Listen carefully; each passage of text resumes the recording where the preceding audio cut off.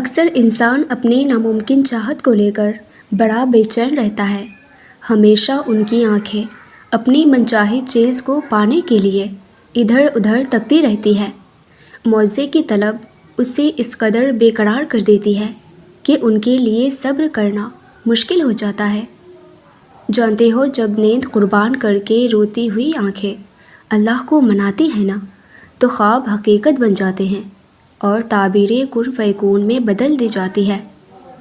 یہ تقسیم اور تقدیر تو اللہ کی طرف سے ہے کہ کسی کو بے مقصد کاموں میں تھکا دیا اور کسی کو اپنی راہوں پر چلا دیا۔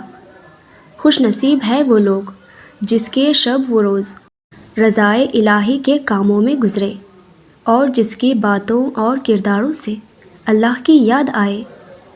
جانتے ہو، جب اللہ تمہیں تمہاری کسی منچاہی چیز سے نوازنے والا ہوگا تو تمہیں ماہ رمضان میں ایک نشانی ضرور دکھائے گا۔ جب تم دنیا کے فضولیات سے ہٹ کر خود کو اللہ کی رضا کے کاموں میں مصروف کر دیتے ہو تو اللہ تم سے خوش ہو کر تمہیں وہ چیز عطا کر دیتا ہے جس کی طلب کا اظہار تم دنیا والوں سے نہیں کر پاتے۔